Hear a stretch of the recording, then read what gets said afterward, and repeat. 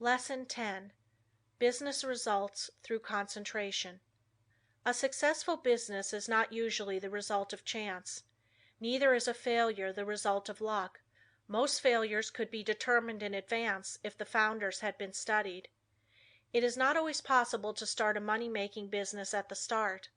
Usually a number of changes have to be made. Plans do not work out as their creators thought they would.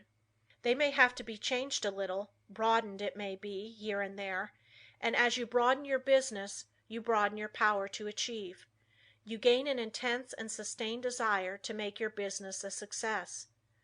When you start a business, you may have but a vague notion of the way you will conduct it. You must fill in the details as you go along. You must concentrate on these details. As you straighten out one after another, others will require attention. In this way you cover the field of the first endeavor and new opportunities open up for you. When you realize one desire, another comes. But if you do not fulfill the first desire, you will not the second. The person that does not carry his desires into action is only a dreamer. Desire is a great creative force, if it is pure, intense and sustained. It is our desires that keep stirring us up to action, and they will strengthen and broaden you if you make them materialize. Every man who achieves success deserves it. When he first started out, he did not understand how to solve the problems that afterwards presented themselves. But he did each thing as it came up in the very best way that he could, and this developed his power of doing bigger things. We become masters of business by learning to do well whatever we attempt. The man that has thorough knowledge of his business can of course direct it much more easily and skillfully than the man who lacks that knowledge.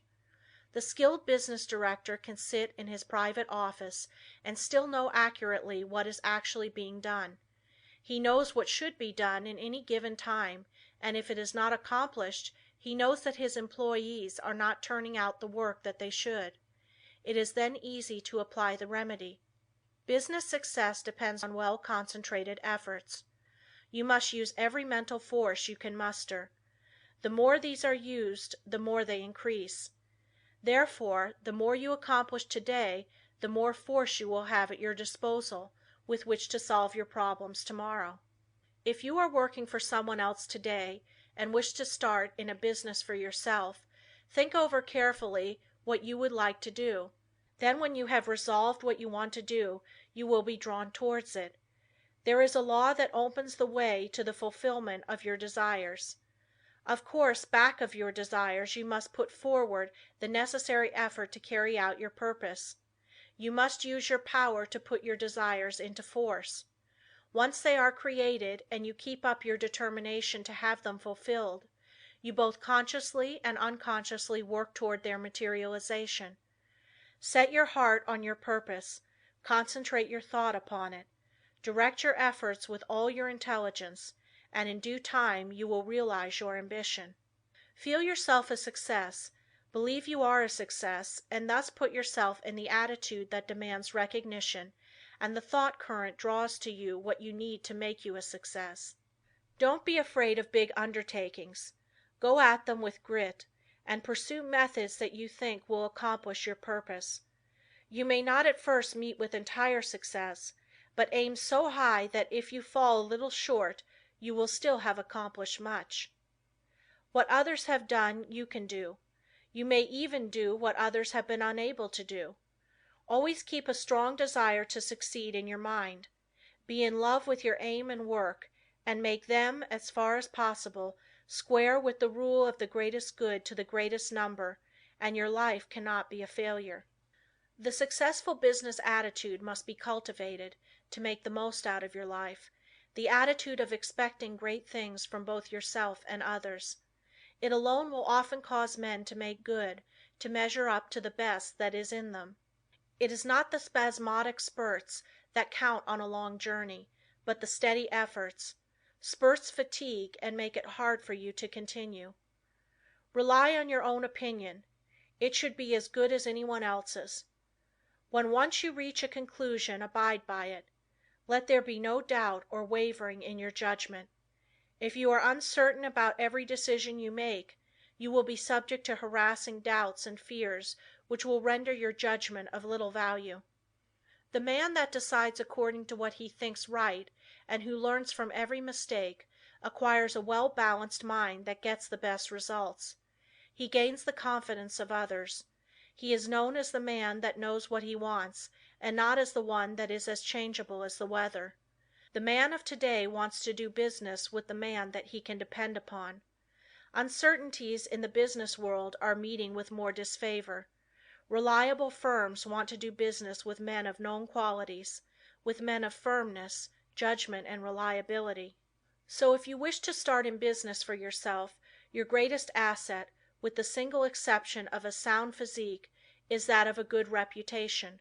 A successful business is not hard to build if we can concentrate all our mental forces upon it. It is the man that is unsettled because he does not know what he wants that goes to the wall. We hear persons say that business is trying on the nerves, but it is the unsettling elements of fret and worry and suspense that are nerve exhausting and not the business. Executing one's plans may cause fatigue, enjoyment comes with rest. If there has not been any unnatural strain, the recuperative powers replace what energy has been lost. By attending to each day's work properly, you develop the capacity to do a greater work tomorrow. It is this gradual development that makes possible the carrying out of big plans. The man that figures out doing something each hour of the day gets somewhere. At the end of each day you should be a step nearer your aim. Keep the idea in mind that you mean to go forward, that each day must mark an advance, and forward you will go. You do not even have to know the exact direction, so long as you are determined to find the way. But you must not turn back once you have started. Even the brilliant men's conceptions of the possibilities of their mental forces are so limited and below their real worth that they are far more likely to belittle their possibilities than they are to exaggerate them. You don't want to think that an aim is impossible because it has never been realized in the past. Every day someone is doing something that was never done before. We are pushing ahead faster. Formerly it took decades to build up a big business, but today it is only but a matter of years, sometimes of months. Plan each day's activities carefully and you can reach any height you aim at. If each thing you do is done with concise and concentrated thought, you will be able to turn out an excellent quality and a large quantity of work. Plan to do so much work during the day and you will be astonished to see how much more you will do than on other days when you had not decided on any certain amount.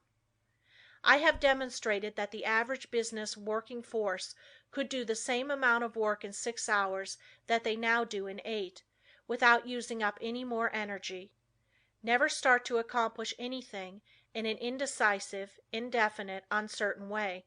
Tackle everything with a positiveness and an earnestness that will concentrate your mind and attract the very best associated thoughts. You will in a short time find that you will have extra time for planning bigger things. The natural leader always draws to himself, by the law of mental attraction, ideas in his chosen subject that have never been conceived by others. This is of the greatest importance and help. If you are properly trained, you benefit much by others' thoughts, and providing you generate from within yourself something of value, they will benefit from yours. We are heirs of all the ages, but we must know how to use our inheritance. The confident, pushing, hopeful, determined man influences all with whom he associates, and inspires the same qualities in them. You feel that his is a safe example to follow, and he rouses the same force within you that is pushing him onward and upward. One seldom makes a success of anything that he goes at in a listless, spiritless way. To build up a business you must see it expanding in your mind before it actually takes tangible shape. Every great task that has ever been accomplished has first been merely a vision in the mind of its creator. Detail after detail has had to be worked out in his mind from his first faint idea of the enterprise. Finally a clear idea was formed and then the accomplishment, which was only the material result of the mental concept, followed. The up-to-date business man is not content to build only for the present, but is planning ahead. If he does not he will fall behind his competitor who is. What we are actually doing today was carefully thought out and planned by others in the past. All progressive businesses are conducted this way. That is why the young business man of today is likely to accomplish more in a few years than his father did in all his life. There is no reason why your work or business should fag you out. When it does there is something wrong. You are attracting forces and influence that you should not because you are not in harmony with what you are doing. There is nothing so tiring as to try to do the work for which we are unfitted, both by temperament and training. Each one should be engaged in a business that he loves. He should be furthering movements with which he is in sympathy. He will then only do his best work and take intense pleasure in his business. In this way, while constantly growing and developing his powers, he is at the same time rendering through his work genuine and devoted service to humanity. Business success is not the result of chance, but of scientific ideas and plans carried out by an aggressive and progressive management. Use your mental forces so that they will grow and develop. Remember that everything you do is the result of mental action. Therefore you can completely control your every action. Nothing is impossible for you. Don't be afraid to tackle a difficult proposition. Your success will depend upon the use you make of your mind. This is capable of wonderful development. See that you make full use of it, and not only develop yourself but your associates. Try to broaden the visions of those with whom you come in contact, and you will broaden your own outlook of life. Are you afraid of responsibilities? In order for the individual soul to develop, you must have responsibilities. You must manifest the omnipotence of the law of supply. The whole world is your legitimate sphere of activity. How much of a conqueror are you? What have you done? Are you afraid of responsibility, or are you ever dodging, flinching, or sidestepping it? If you are not a real man.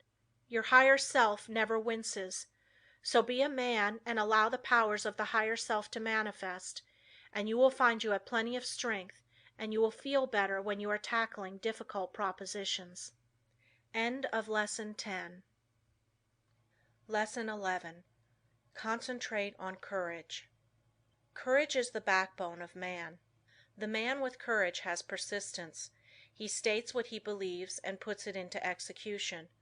The courageous man has confidence.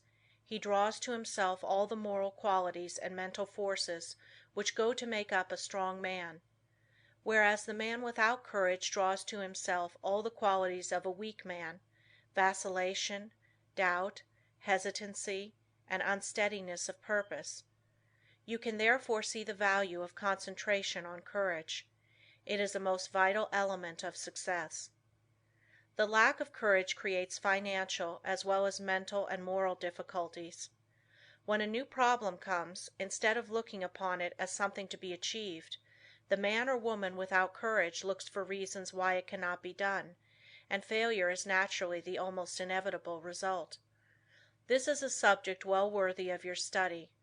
Look upon everything within your power as a possibility instead of as merely a probability, and you will accomplish a great deal more, because by considering a thing as impossible, you immediately draw to yourself all the elements that contribute to failure. Lack of courage destroys your confidence in yourself. It destroys that forceful, resolute attitude so important to success. The man without courage unconsciously draws to himself all that is contemptible, weakening, demoralizing, and destructive. He then blames his luck when he does not secure the things he weakly desires. We must first have the courage to strongly desire something. A desire to be fulfilled must be backed by the strength of all our mental forces. Such a desire has enough commanding force to change all unfavorable conditions. The man with courage commands, whether it be on the battlefield or in business life. What is courage? It is the will to do. It takes no more energy to be courageous than to be cowardly. It is a matter of the right training in the right way. Courage concentrates the mental forces on the task at hand. It then directs them thoughtfully, steadily, deliberately, while attracting all the forces of success toward the desired end. Cowardice, on the other hand, dissipates both our mental and moral forces, thereby inviting failure. As we are creatures of habit, we should avoid persons that lack courage. They are easy to discover because of their habits of fear in attacking new problems. The man with courage is never afraid. Start out today with the idea that there is no reason why you should not be courageous. If any fear thoughts come to you, cast them off as you would the deadly viper. Form the habit of never thinking of anything unfavorable to yourself or anyone else. In dealing with difficulties, new or old, hold ever the thought, "I am courageous." Whenever a doubt crosses the threshold of your mind, banish it. Remember, you as a master of your mind control its every thought, and here is a good one to often affirm: "I have courage because I desire it, because I need it, because I use it, and because I refuse to become such a weakling as cowardice produces." There is no justification for the loss of courage. The evils by which you will almost certainly be overwhelmed without it are far greater than those which courage will help you to meet and overcome.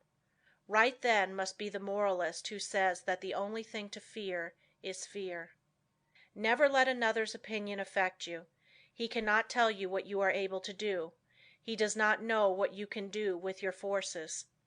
The truth is, you do not know yourself until you have put yourself to the test.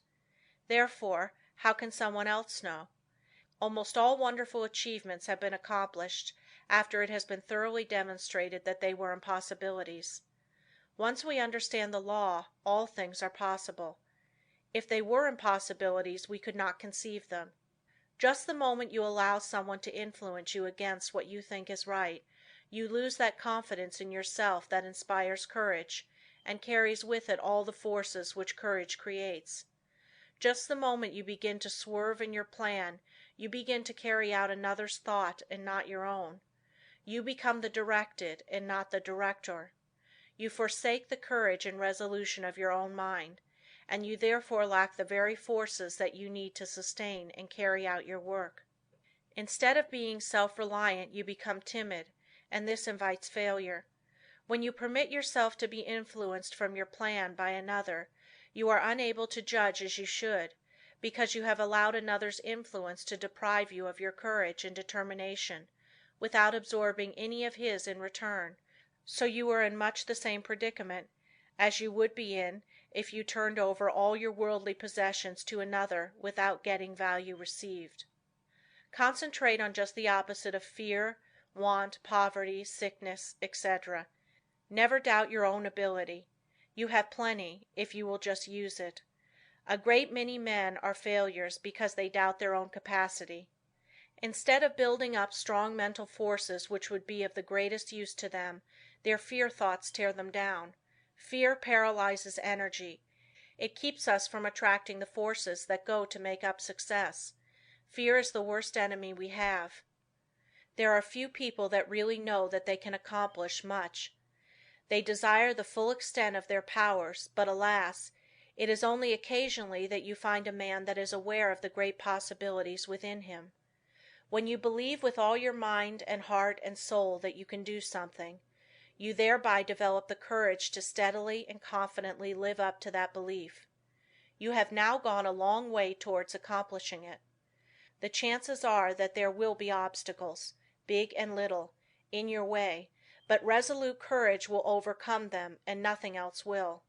Strong courage eliminates the injurious and opposing forces by summoning their masters, the yet stronger forces that will serve you. Courage is yours for the asking. All you have to do is to believe in it, claim it, and use it.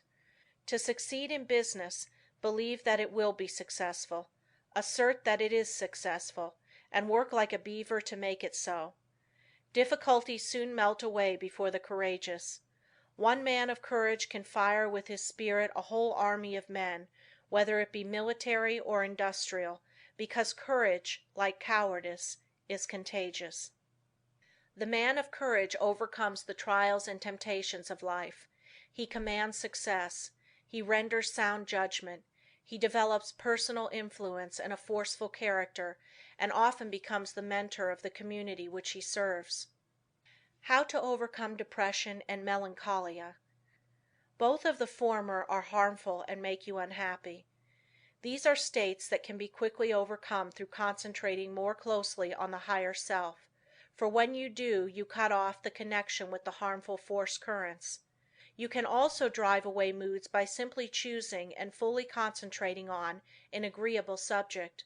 Through will power and thought control we can accomplish anything we want to do. There is wonderful inherent power within us all, and there is never any sufficient cause for fear except ignorance. Every evil is but the product of ignorance, and every one that possesses the power to think has the power to overcome ignorance and evil. The pain that we suffer from doing evil are but the lessons of experience, and the object of the pain is to make us realize our ignorance.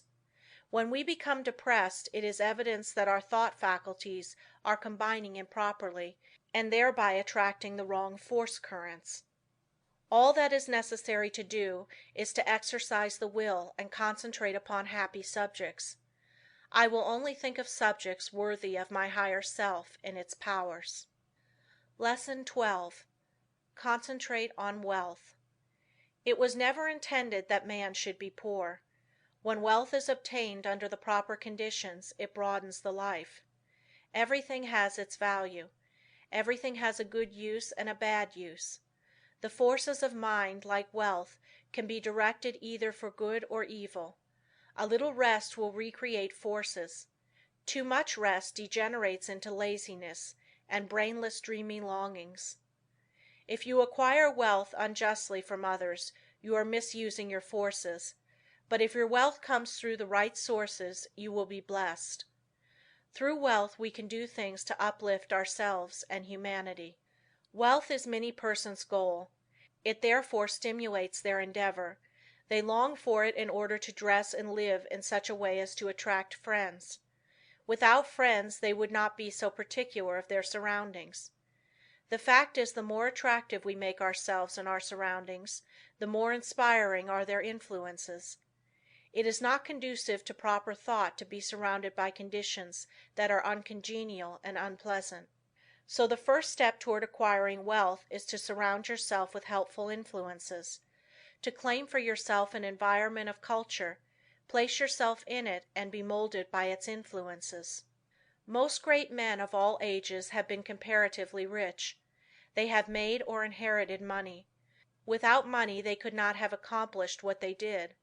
The man engaged in physical drudgery is not likely to have the same high ideals as the man that can command comparative leisure. Wealth is usually the fruit of achievement. It is not, however, altogether the result of being industrious. Thousands of persons work hard who never grow wealthy. Others with much less effort acquire wealth. Seeing possibilities is another step toward acquiring wealth. A man may be as industrious as he can possibly be, but if he does not use his mental forces, he will be a laborer, to be directed by the man that uses to good advantage his mental forces. No one can become wealthy in an ordinary lifetime, by mere savings from earnings. Many scrimp and economize all their lives, but by so doing waste all their vitality and energy. For example, I know a man that used to walk to work. It took him an hour to go and an hour to return. He could have taken a car and gone in 20 minutes. He saved 10 cents a day but wasted an hour and a half. It was not a very profitable investment unless the time spent in physical exercise yielded him large returns in the way of health. The same amount of time spent in concentrated effort to overcome his unfavorable business environment might have firmly planted his feet in the path of prosperity. One of the big mistakes made by many persons of the present generation is that they associate with those who fail to call out or develop the best that is in them. When the social side of life is developed too exclusively, as it often is, and recreation or entertainment becomes the leading motive of a person's life, he acquires habits of extravagance instead of economy, habits of wasting his resources, physical, mental, moral and spiritual, instead of conserving them. He is, in consequence, lacking in proper motivation. His God given powers and forces are undeveloped, and he inevitably brings poor judgment to bear upon all the higher relationships of life. While as to his financial fortunes, he is ever the leaner, often a parasite, and always, if opportunity affords, as heavy a consumer as he is a poor producer. It seems a part of the tragedy of life that these persons have to be taught such painful lessons before they can understand the forces and laws that regulate life. Few profit by the mistakes of others. They must experience them for themselves and then apply the knowledge so gained in reconstructing their lives. Any man that has ever amounted to anything has never done a great deal of detail work for long periods at any given time. He needs his time to reflect. He does not do his duties today in the same way as yesterday, but as the result of deliberate and concentrated effort, constantly tries to improve his methods. The other day I attended a lecture on prosperity. I knew the lecturer had been practically broke for 10 years. I wanted to hear what he had to say. He spoke very well. He no doubt benefited some of his hearers, but he had not profited by his own teachings. I introduced myself and asked him if he believed in his maxims. He said he did. I asked him if they made him prosperous. He said not exactly. I asked him why. He answered that he thought he was fated not to experience prosperity. In half an hour I showed that man why poverty had always been his companion. He had dressed poorly. He held his lectures in poor surroundings. By his actions and beliefs he attracted poverty. He did not realize that his thoughts and his surroundings exercised an unfavorable influence. I said, thoughts are moving forces, great powers. Thoughts of wealth attract wealth. Therefore, if you desire wealth you must attract the forces that will help you to secure it. Your thoughts attract a similar kind of thoughts. If you hold thoughts of poverty, you attract poverty. If you make up your mind you are going to be wealthy, you will instill this thought into all your mental forces, and you will at the same time use every external condition to help you. Many persons are of the opinion that if you have money it is easy to make more money. But this is not necessarily true. 90% of the men that start in business fail. Money will not enable one to accumulate much more unless he is trained to seek and use good opportunities for its investment. If he inherits money, the chances are that he will lose it. While if he has made it, he not only knows its value, but has developed the power to use it as well as to make more if he loses it. Business success today depends on foresight, good judgment, grit, firm resolution and settled purpose. But never forget that thought is as real a force as electricity. Let your thoughts be such that you will send out as good as you receive. If you do not, you are not enriching others, and therefore deserve not to be enriched. The man that tries to get all he can from others for nothing becomes so selfish and mean that he does not even enjoy his own acquisitions. We see examples of this every day. What we take from others will in turn be taken from us. All obligations have to be met fairly and squarely. We cannot reach perfection until we discharge every obligation of our lives. We all realize this, so why not willingly give a fair exchange for all that we receive? Again I repeat that the first as well as the last step in acquiring wealth is to surround yourself with good influences, good thought, good health, good home and business environment, and successful business associates. Cultivate, by every legitimate means, the acquaintance of men of big caliber. Bring your thought vibrations in regard to business into harmony with theirs. This will make your society not only agreeable, but sought after, and when you have formed intimate friendships with clean, reputable men of wealth, entrust to them for your investment your surplus earnings, however small, until you have developed the initiative and business acumen to successfully manage your own investments. By this time you will, through such associations, have found your place in life, which if you have rightly concentrated upon and used your opportunities, will not be among men of small parts. With a competence secured, you will take pleasure in using a part of it in making the road you traveled in reaching your position easier for those who follow you. There is somewhere in every brain the energy that will get you out of that rut and put you far up on the mountain of success if you can only use the energy. You know that gasoline in the engine of an automobile doesn't move the car until the spark comes to explode the gasoline. So it is with the mind of man. We are not speaking now of men of great genius, but of average, able citizens. Each one of them has in his brain the capacity to climb over the word impossible and get into the successful country beyond. And hope, self-confidence and the determination to do something supply the spark that makes the energy work. End of Lesson 12. Lesson 13. You can concentrate, but will you? All have the ability to concentrate, but will you? You can, but whether you will or not depends on you. It is one thing to be able to do something, and another thing to do it. There is far more ability not used than is used. Why do not more men of ability make something of themselves? There are comparatively few successful men, but many ambitious ones. Why do not more get along? Cases may differ, but the fault is usually their own.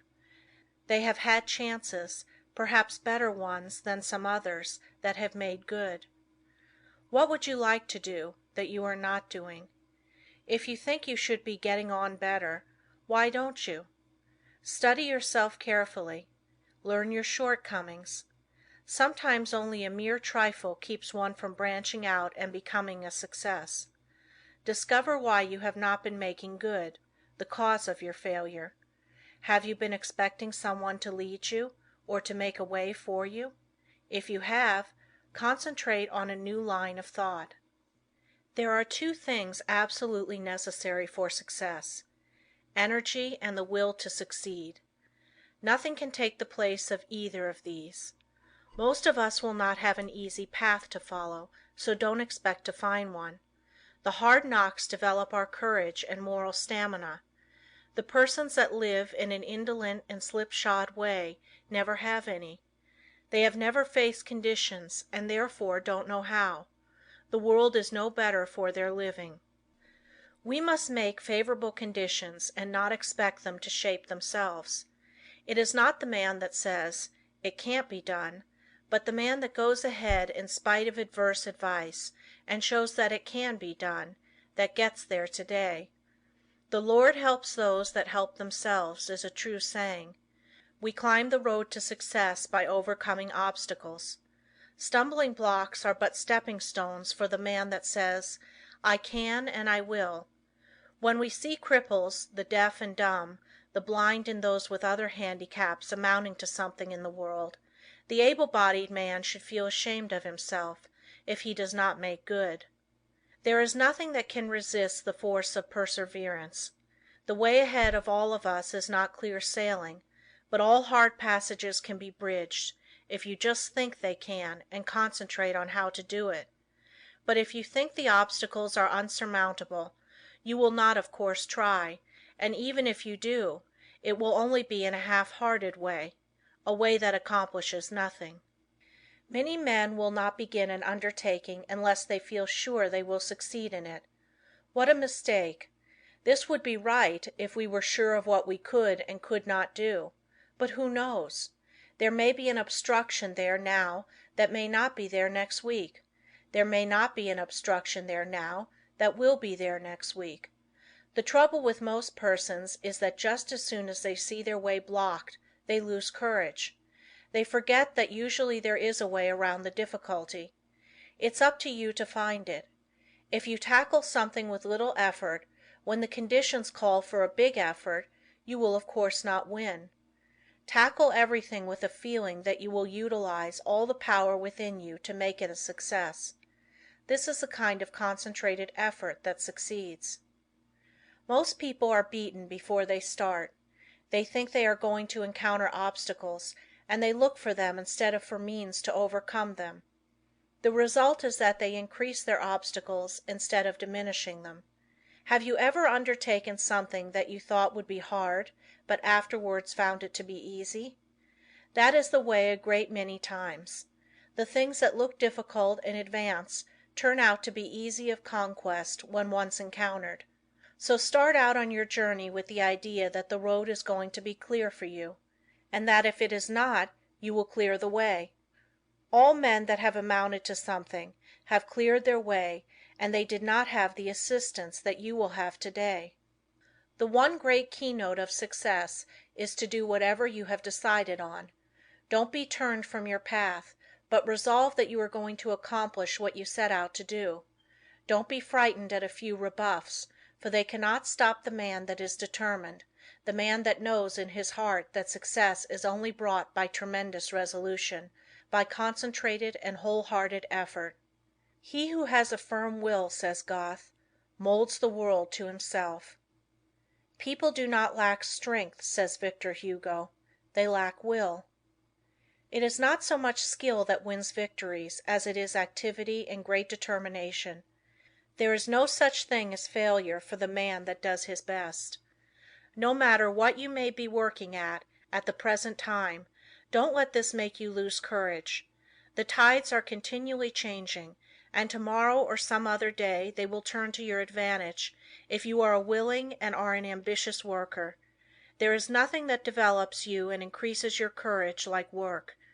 If it were not for work, how monotonous life would at last become. So I say to the man that wants to advance, don't look upon your present position as your permanent one.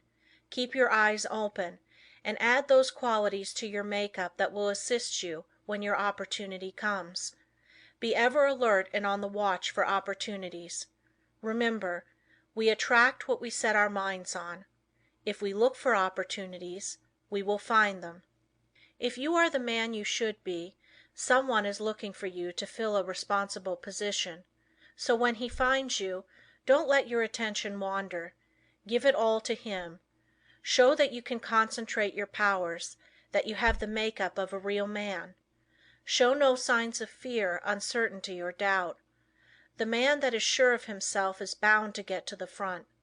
No circumstances can prevent him. Lesson 14. The art of concentrating by means of practical exercises. Select some thought and see how long you can hold your mind on it.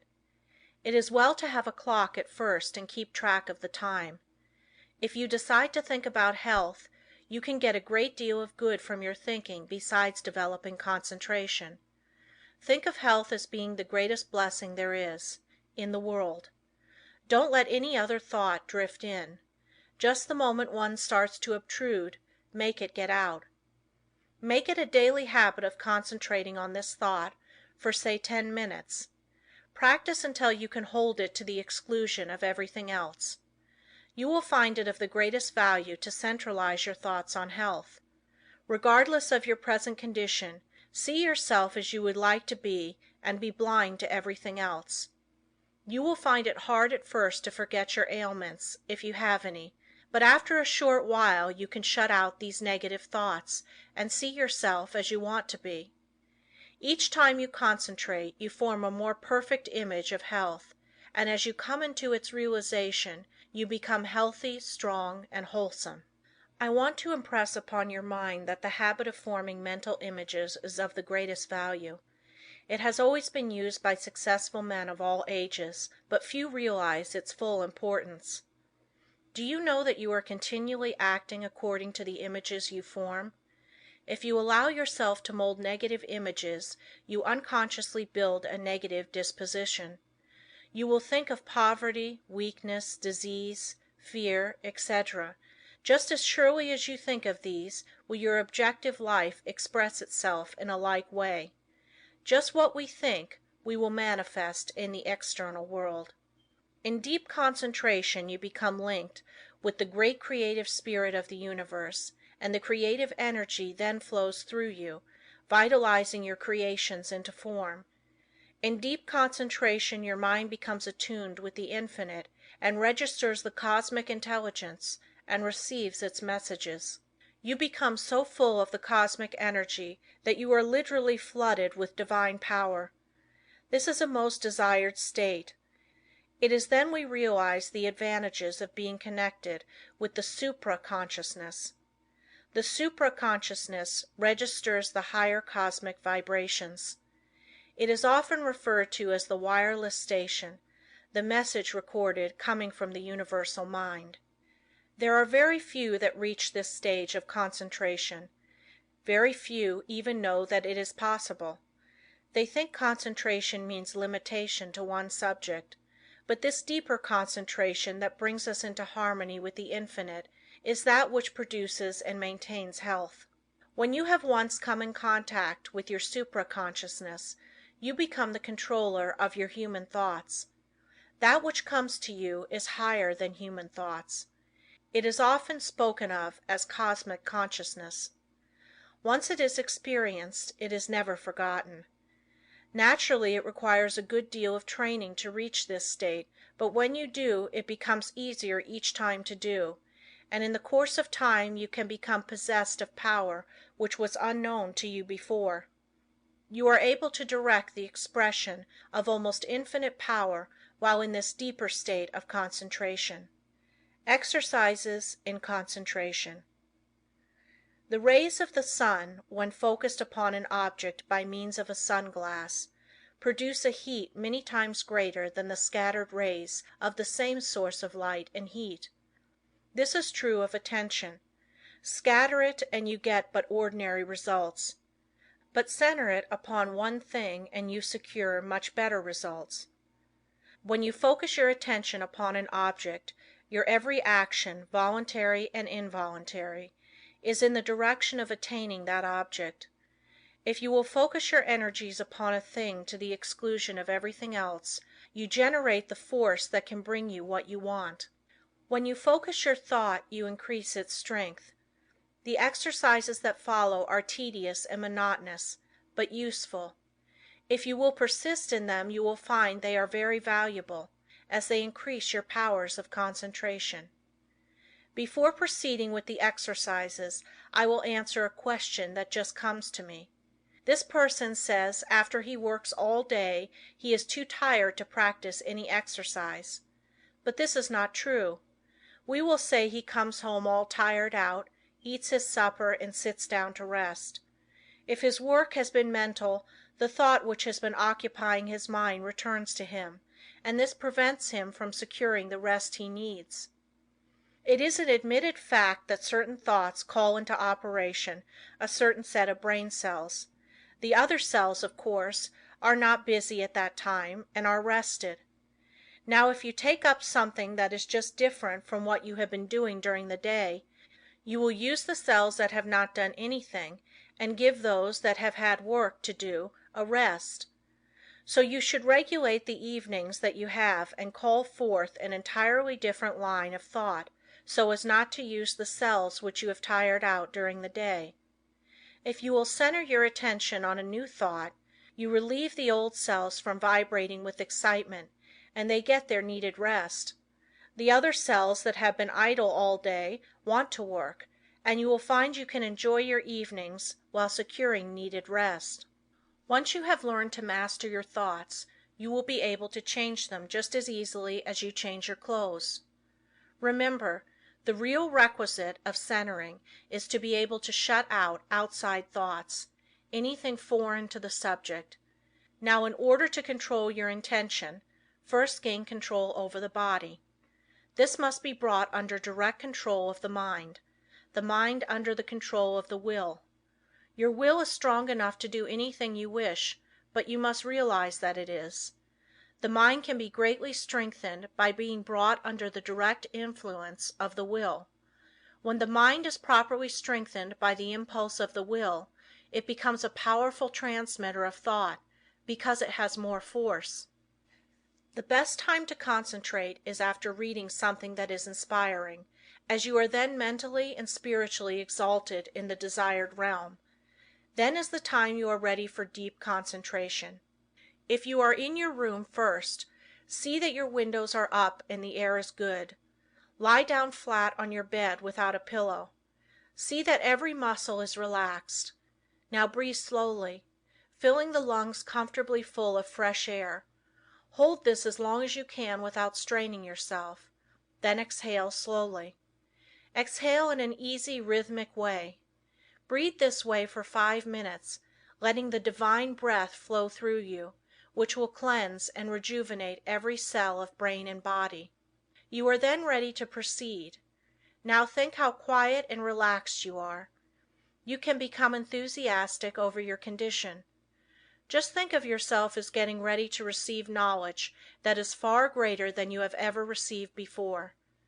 Now relax and let the Spirit work in and through you and assist you to accomplish what you wish. Don't let any doubts or fears enter. Just feel that what you wish is going to manifest. Just feel it already has. In reality, it has. For just the minute you wish a thing to be done, it manifests in the thought world. Whenever you concentrate, just believe it is a success.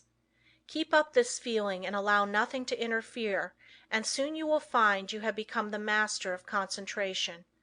You will find that this practice will be of wonderful value to you, and that rapidly you will be learning to accomplish anything that you undertake. It will be necessary to first train the body to obey the commands of the mind. I want you to gain control over your muscular movements.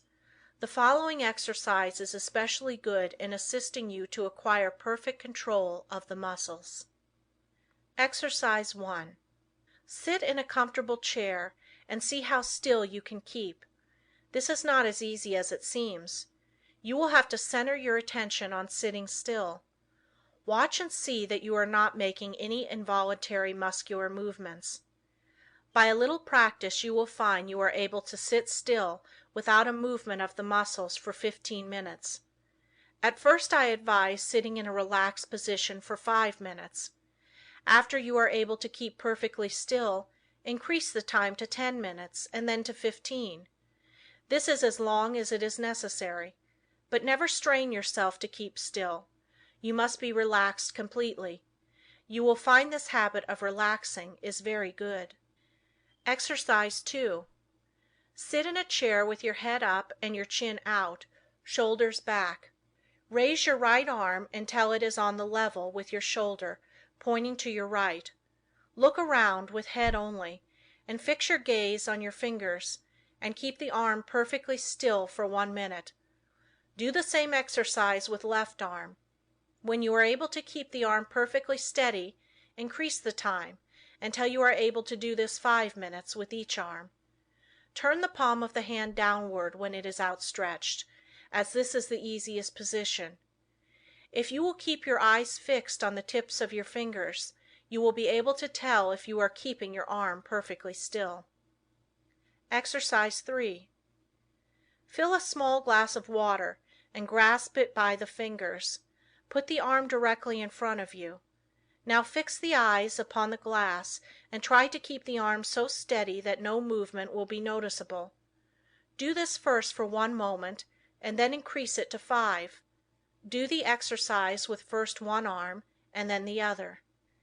Exercise 4. Watch yourself during the day and see that your muscles do not become tense or strained. See how easy and relaxed you can keep yourself. See how poised you can be at all times. Cultivate a self-poised manner instead of a nervous, strained appearance. This mental feeling will improve your carriage and demeanor. Stop all useless gestures and movements of the body. These mean that you have not proper control over your body. After you have acquired this control, notice how ill at ease people are that they have not gained this control. I have just been sizing up a salesman that has just left me. Part of his body kept moving all the time. I just felt like saying to him, "Do you know how much better appearance you would make if you would just learn to speak with your voice instead of trying to express what you say with your whole body?" Just watch those that interview you and see how they lack poise. Get rid of any habit you have of twitching or jerking any part of your body. You will find you make many involuntary movements. You can quickly stop any of these by merely centering your attention on the thought, "I will not." If you are in the habit of letting noises upset you, just exercise control. when the door slams, or something falls, etc., just think of these as exercises in self-control. You will find many exercises like this in your daily routine.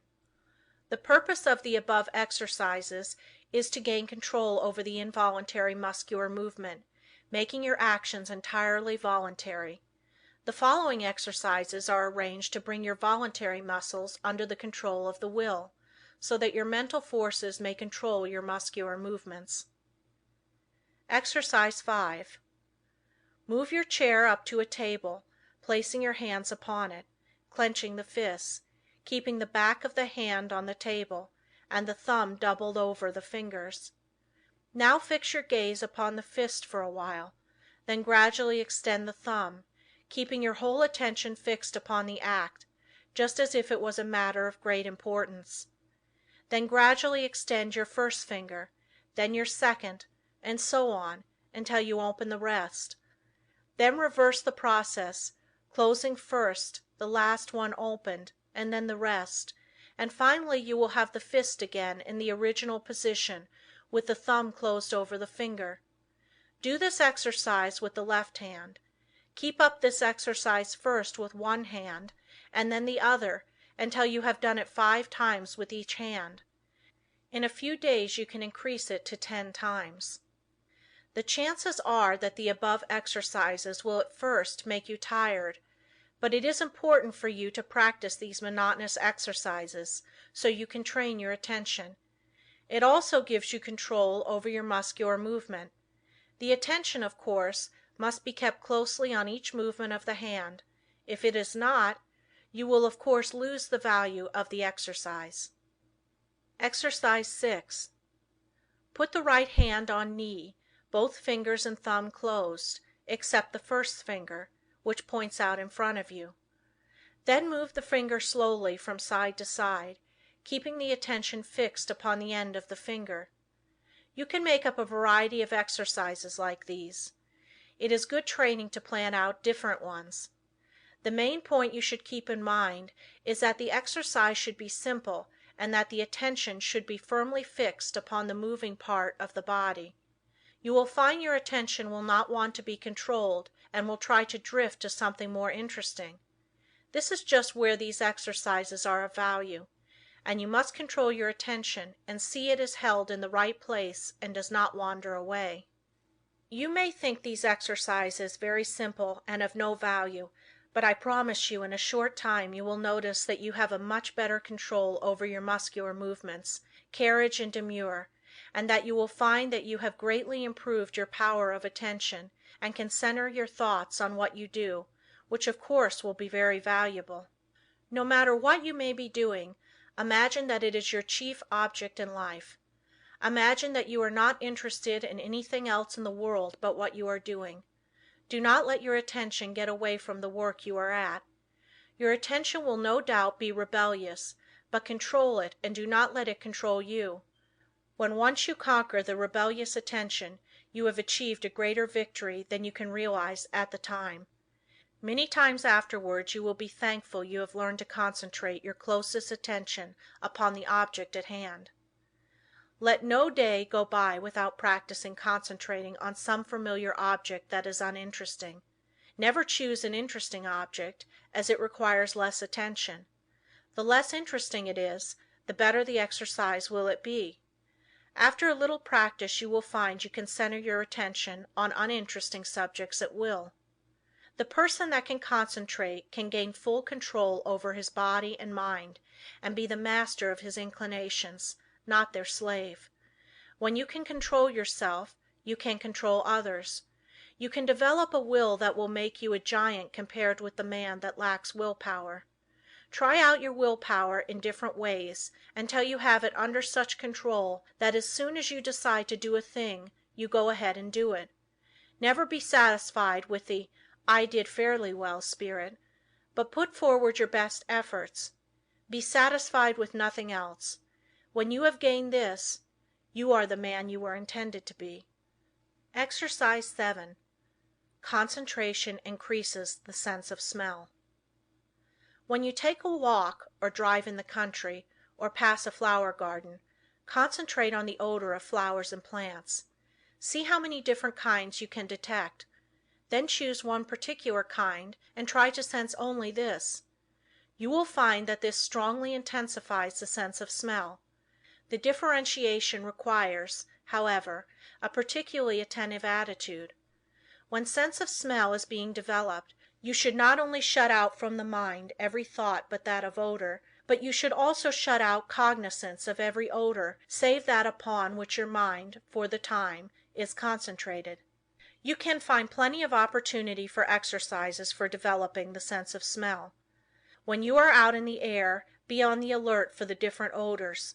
You will find the air laden with all kinds, but let your concentration upon the one selected be such that a scent of its fragrance, in after years, will vividly recall the circumstances of this exercise. The object of these exercises is to develop concentrated attention, and you will find that you can, through their practice, control your mind and direct your thoughts, just the same as you can your arm. Exercise 8. Concentration on the within. Lie down and thoroughly relax your muscles. Concentrate on the beating of your heart. Do not pay any attention to anything else. Think how this great organ is pumping the blood to every part of the body. Try to actually picture the blood leaving the great reservoir and going in one stream right down to the toes. Picture another going down the arms to the tips of the fingers. After a little practice you can actually feel the blood passing through your system. If at any time you feel weak in any part of your body, will that an extra supply of blood shall go there. For instance, if your eyes feel tired, picture the blood coming from the heart, passing up through the head and out to the eyes. You can wonderfully increase your strength by this exercise. Men have been able to gain such control over their heart that they have actually stopped it from beating for 5 minutes. This, however, is not without danger, and it is not to be practiced by the novice. I have found the following a very helpful exercise to take just before going to bed and on rising in the morning. Say to yourself, "Every cell in my body thrills with life. Every part of my body is strong and healthy." I have known a number of people to greatly improve their health in this way. You become what you picture yourself to be. If your mind thinks of sickness in connection with self, you will be sick. If you imagine yourself in strong, vigorous health, the image will be realized. You will be healthy. Exercise 9. Concentrating on sleep. What is known as the water method is, although very simple, very effective in inducing sleep. Put a full glass of clear water on a table in your sleeping room. Sit in a chair beside the table and gaze into the glass of water and think how calm it is. Then picture yourself getting into just as calm a state. In a short time you will find the nerves becoming quiet and you will be able to go to sleep. Sometimes it is good to picture yourself becoming drowsy to induce sleep, and again, the most persistent insomnia has been overcome by one thinking of himself as some innate object, for instance, a hollow log in the depths of the cool, quiet forest. Those who are troubled with insomnia will find these sleep exercises that quiet the nerves very effective. Just keep the idea in your mind that there is no difficulty in going to sleep. Banish all fears of insomnia. Practice these exercises and you will sleep. By this time you should have awakened to the possibilities of concentration and have become aware of the important part it plays in your life. Exercise 10. Concentration will save energy and appearance.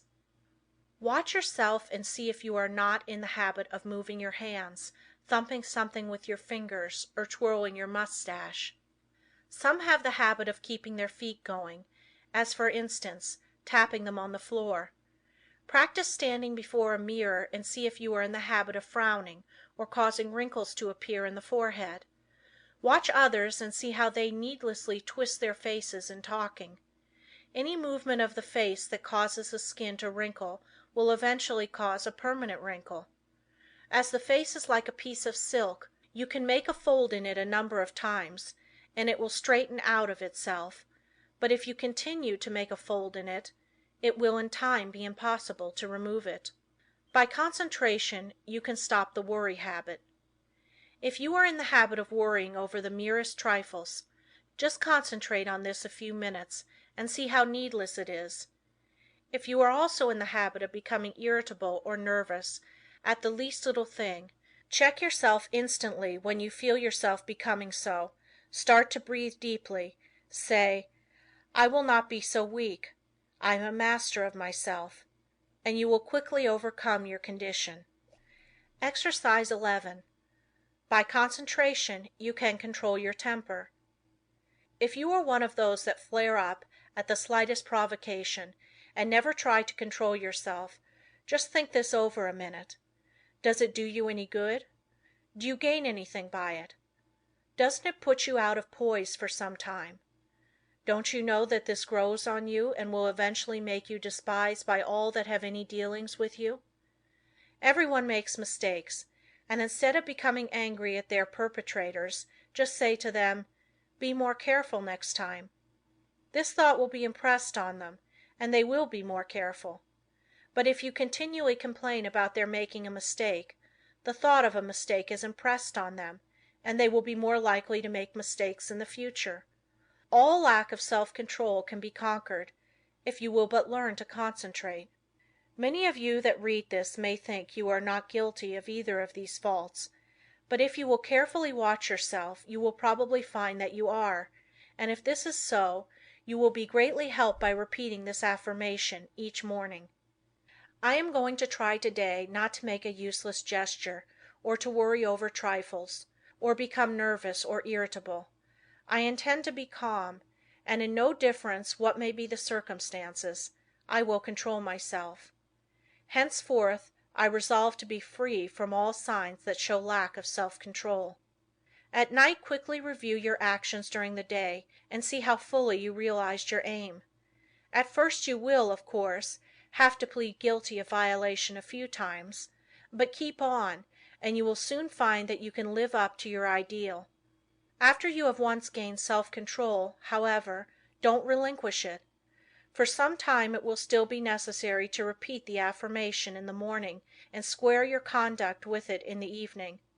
Keep up the good work until at last the habit of self-control is so firmly fixed that you could not break it even though you tried.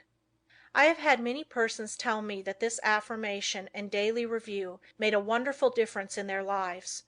You too will notice a difference if you live up to these instructions. Exercise 12. Practice talking before a glass. Make 2 marks on your mirror on a level with your eyes, and think of them as 2 human eyes looking into yours.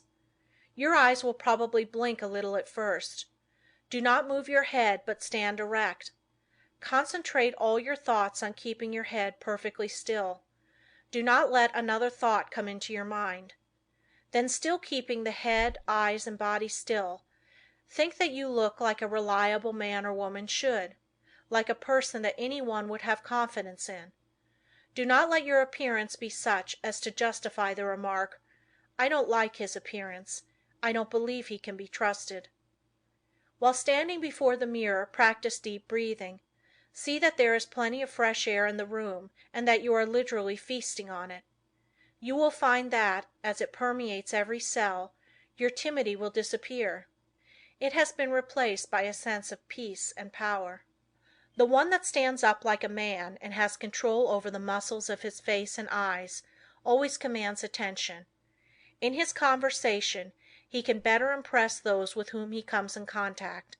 He acquires a feeling of calmness and strength that causes opposition to melt away before it. 3 minutes a day is long enough for the practice of this exercise. Look at the clock before you commence the exercise, and if you find you can prolong the exercise for more than 5 minutes, do so. The next day sit in a chair and without looking at the picture, concentrate on it and see if you cannot think of additional details concerning it. The chances are you will be able to think of many more.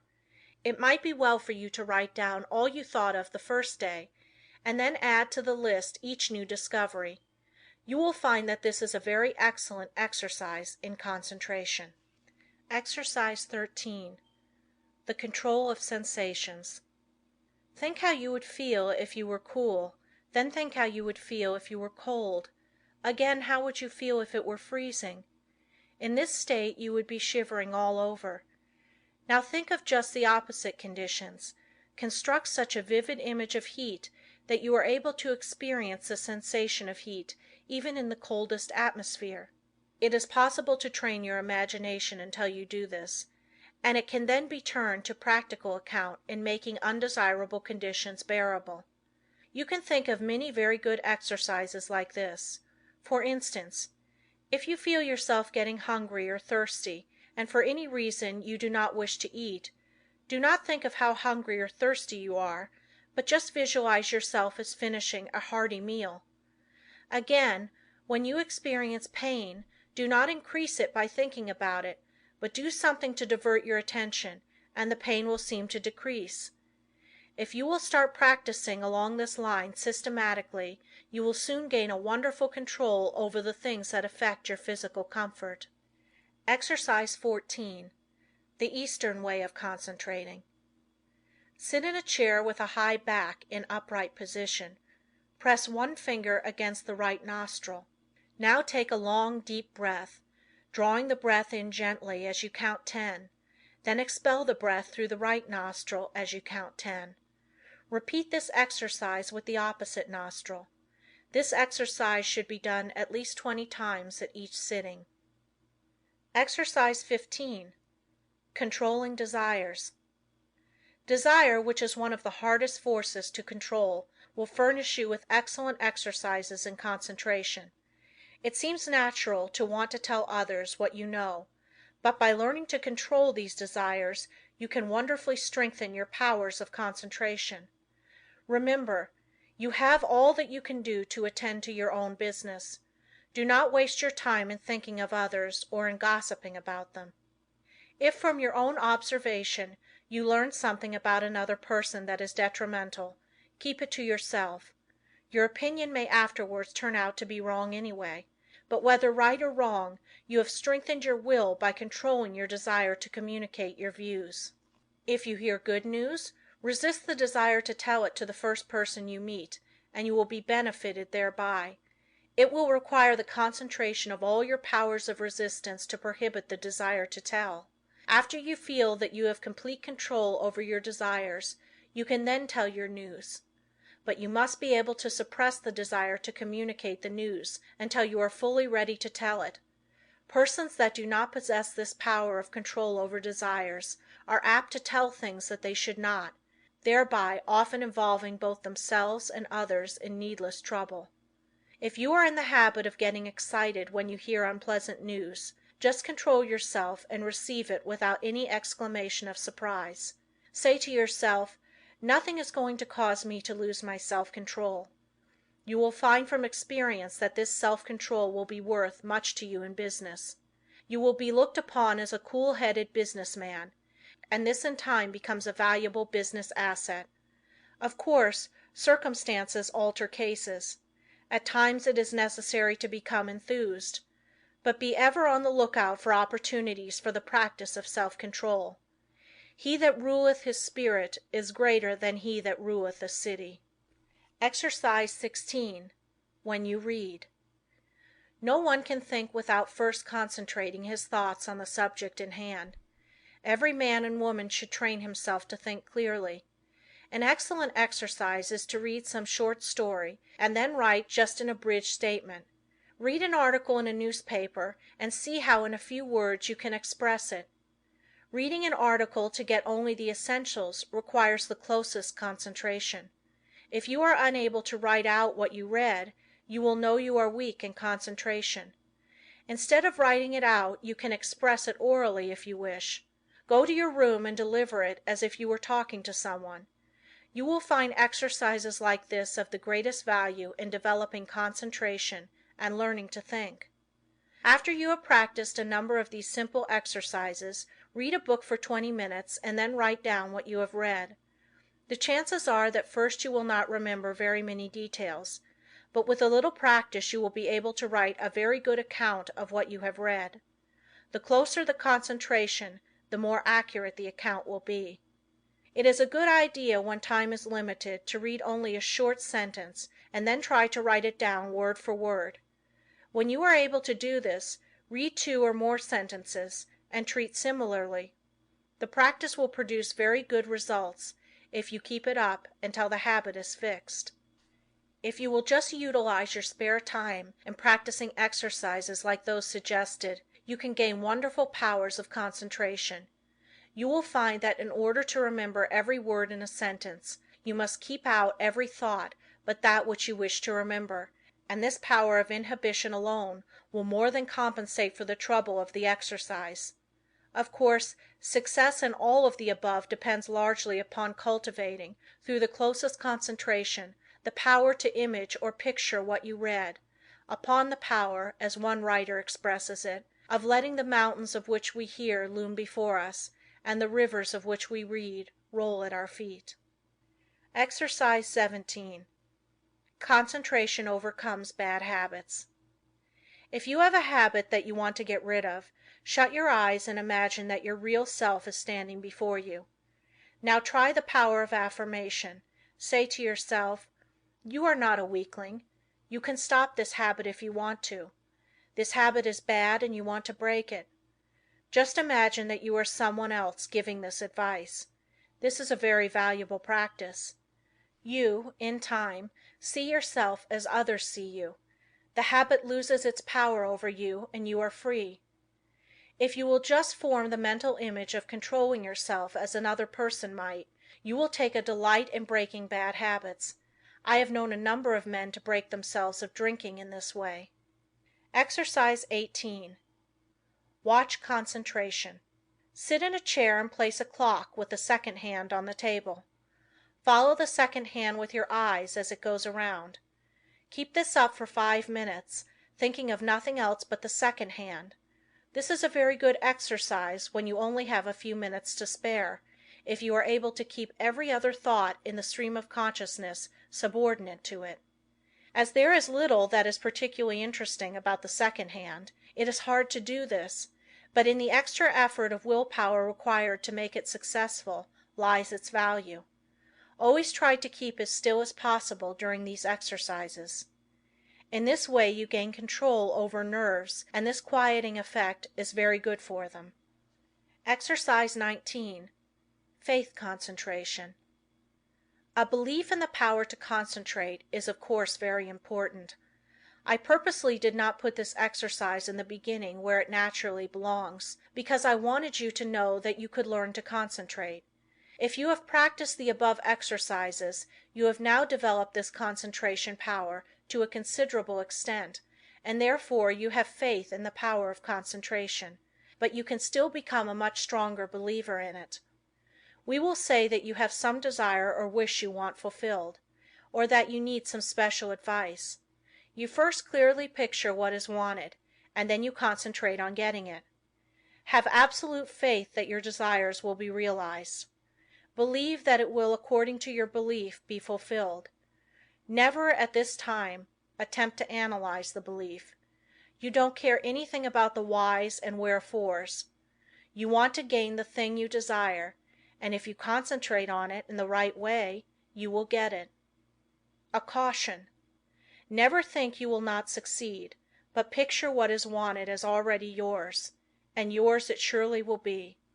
Self-distrust. Do you ever feel distrust in yourself? If you do, just ask yourself, which self do I mistrust? Then say, my higher self cannot be affected. Then think of the wonderful powers of the higher self. There is a way to overcome all difficulties, and it is a delight for the human soul to do so. Instead of wasting precious thought force by dreading or fearing a disagreeable interview or event, instead devote the time in concentrated thought and how to make the best of the interview or event, and you will find that it will not be as unpleasant as you thought it would be. Most of our troubles are but imaginary, and it is the mental habit of so dreading them that really acts as a magnet in attracting those that really do come.